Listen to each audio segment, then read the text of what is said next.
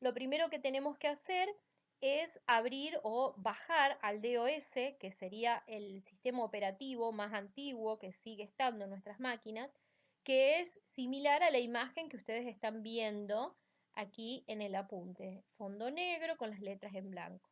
Para poder llegar a ese lugar, lo que tenemos que hacer es apretar la tecla de la banderita de Windows y la letra R. Fíjense que se abrió aquí abajo a la izquierda una ventanita que se llama ejecutar. Ahí vamos a escribir las letras CMD y vamos a aceptar. Entonces fíjense que ahora se abrió una nueva ventana en donde nosotros estamos viendo el sistema operativo anterior al que se usaba, al que se usa ahora, que es el DOS. Este surgió antes de Windows. Las computadoras antes del surgimiento de Windows utilizaban este sistema operativo, o sea, se veían como las están viendo ustedes ahora. Ahí vamos a escribir un comando, o sea, una orden que se llama tracer, ¿sí? Y vamos a escribir una dirección de internet. Por ejemplo, www.google, que es como la del ejemplo, .com. Cuando presionamos Enter, primero que todo, chicos, nos tenemos que asegurar de que esté bien escrito. Cuando presionamos Enter, fíjense lo que me está apareciendo. Dice, traza a la dirección google.com. ¿Qué quiere decir esto? Que me va a indicar qué, por dónde, por qué máquinas va a ir este pedido de información hasta llegar a Google, ¿sí? Yo acá le pedí, lo que hice fue pedirle a la página de Google que me mande la pantalla de inicio, ¿sí? La que ustedes ven cada vez que entran a Google para buscar información. ¿Qué quiere decir esto? Que mi pedido tiene que ir saltando, ¿sí? De computadora en computadora hasta llegar al servidor o a la computadora donde está guardada la página de Google. Fíjense, ahí en la primera columna les da la cantidad de pasos que tiene que hacer para llegar a destino. En la segunda, tercera y cuarta columna, la cantidad de segundos que va tardando, ms son milisegundos. Y por último, en la última columna les va mostrando, en el caso de que pueda acceder, es a qué servidor, o sea, a qué computadora va a ir pasando, va a ir saltando de una en otra hasta llegar a destino. Fíjense también que, por ejemplo, al lado de donde dice traza a la dirección google.com, entre corchetes, hay una serie de 4 conjuntos de números, ¿sí? Eso que ustedes ven ahí se llama dirección IP. Ya después, más adelante, la vamos a ver. Entonces, ¿qué quiere decir esto? Que mi pedido, mi solicitud de ingreso a la página de Google tuvo que pasar por todas estas computadoras para poder llegar a destino. Lo vamos a hacer ahora con otra página. Vamos a poner Tracert, por ejemplo, la radio 1029. Ahí me olvidé de un número, si no, no va a funcionar si me equivoco. 1029.com.ar. Tengo que poner bien el nombre de la página. Entonces, fíjense, esta es la ruta que va a ser mi pedido para llegar a donde está guardada la página de la radio y poder obtener esa información y traerla de vuelta a mi computadora. Fíjense que pasa por varios servidores de internet. Después en el paso 4 no se agotó el tiempo de espera y no me pudo mostrar a dónde fue. Y después fíjense que más abajo, por ejemplo, en los pasos 8 y 9, habla de servidores de Miami, ¿sí?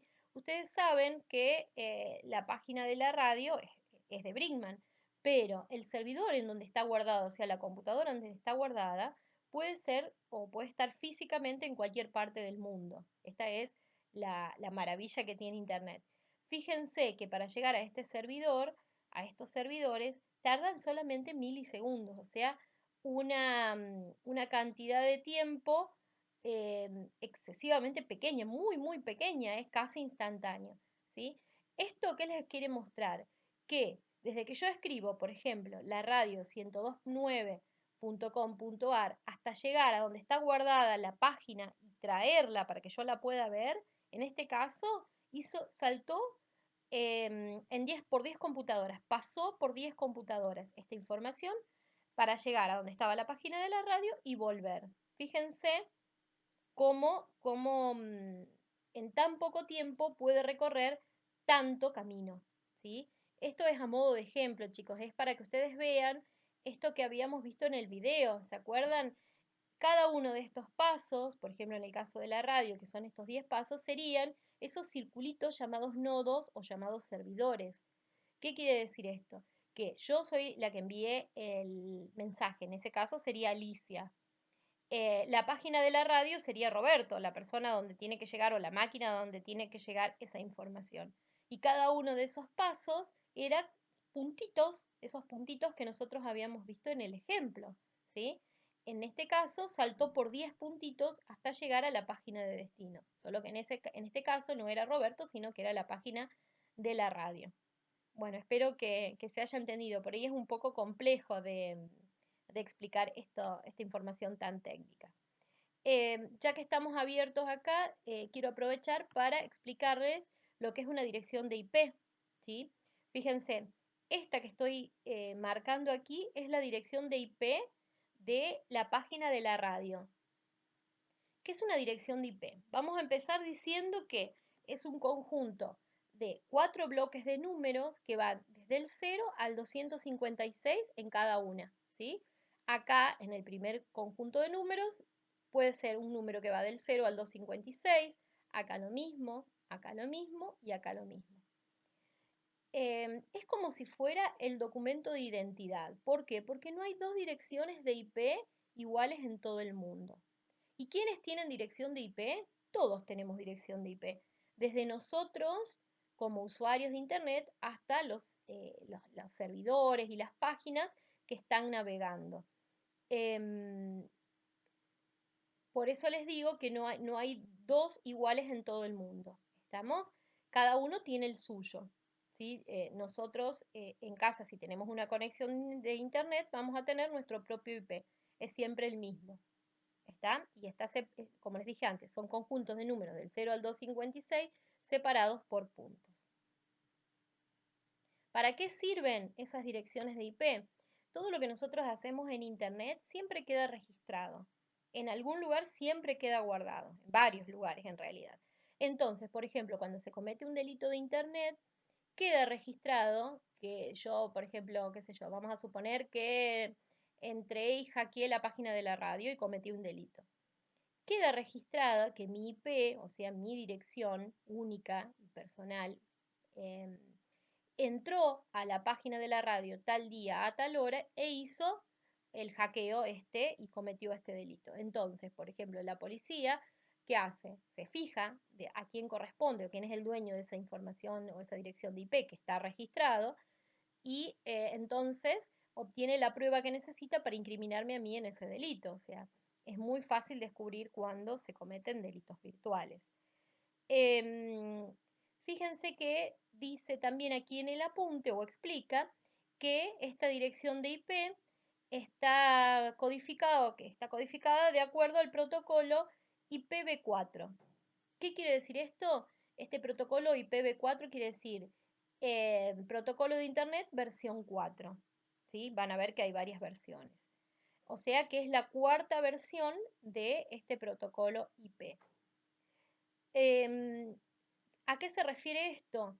A las versiones, a que indica cuántas computadoras puede soportar o cuántas direcciones de IP, que en realidad serían computadoras, puede soportar el Internet.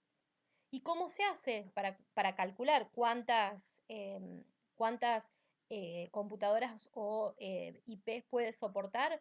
Porque yo tengo que multiplicar. Ustedes sabían que eran 4 grupos de valores que pueden ir hasta el 256 cada uno. Entonces, si yo multiplico 256 por 256 por 256 por 256, eso me da un total de 4 millones de computadoras. ¿Qué pasa? Hoy en día sabemos que hay más de 4 millones de dispositivos conectados a Internet, que pueden ser computadoras o cualquier otro. Entonces, este protocolo IPv4 quedó chico, ¿sí? ¿Por qué? Porque hay muchas más computadoras y no podía darle una dirección una dirección de IP a cada una de esas computadoras o dispositivos. Entonces, ¿qué se hizo? Se creó el protocolo IPv6, o sea que es la sexta versión de este protocolo de Internet. Entonces, ¿cómo sabemos nosotros cuántos dispositivos es capaz de soportar este protocolo IPv6? Porque vamos a multiplicar 256 por 6. Entonces, fíjense que me da como resultado que yo puedo asignar hasta 340 sextillones de direcciones, ¿sí? O sea que yo puedo tener hasta 340 sextillones de dispositivos conectados a Internet con una IP asignada a cada uno, o que yo los puedo identificar. Imagínense que es como si fuera un DNI, ¿sí? Que en Argentina al principio podía tener solamente 4 millones. Se podían otorgar 4 millones de documentos. Pero ¿qué pasó? Tuvimos más de 4 millones de habitantes. Entonces tuvieron que inventar un sistema que sea capaz de asignar más de 4 millones de números de documentos. Entonces, así surgió el nuevo protocolo, este IPv6. Em, bueno, espero que quede un poquito más claro, ¿sí? Esto de los protocolos IP, entonces, son las cantidades de dispositivos o las cantidades de direcciones que se le asignan a los dispositivos y que puede soportar cada protocolo. El IPv4 era muy chiquito, podía soportar poca cantidad de direcciones de IP que no sean iguales, por eso se inventó el IPv6, que es capaz de soportar mayor cantidad de direcciones de IP, es capaz de asignar mayor cantidad de direcciones de IP. También se me ocurre como otro ejemplo el de la patente de los autos, que cada tanto se van cambiando porque siempre hay cada vez más autos nuevos que se van registrando, no puede haber dos patentes iguales, entonces se van creando diferentes maneras de codificar o de armar esos números de patente para que sea capaz de soportar mayor cantidad de autos o de asignarle a mayor cantidad de autos ese número de patente que es único en todo el país. No puede haber dos números de patente iguales. Cuando ya el sistema, ¿se acuerdan que al principio eran 3 letras y 3 números? Cuando ya no había más combinaciones de 3 letras y 3 números y seguían habiendo autos nuevos, tuvieron que cambiar la forma de generar esas patentes por otra que permitiera agregar más cantidad de posibilidades. Por eso está la nueva, fíjense que tiene 3 letras, después tiene 3 números y tiene 2 letras más. Entonces, hay más posibilidades de crear patentes nuevas para los futuros vehículos que se vayan adquiriendo. Espero haber sido clara con la explicación.